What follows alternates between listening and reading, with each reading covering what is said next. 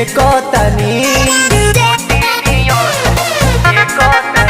हम कई दिन से देखतनी अखरोटी नियन हम फेंकतनी।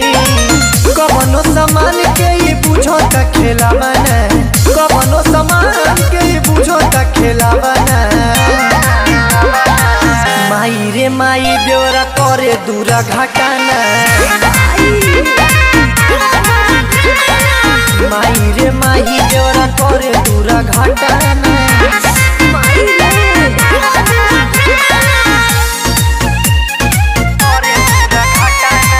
तो गाइस अगर आपको वीडियो अच्छा लगा तो गाइस लाइक करिएगा, कमेंट करिएगा और अपने दोस्तों को ज़रूर शेयर करिएगा। और हाँ, बेल आइकन को दबाना मत भूलिएगा।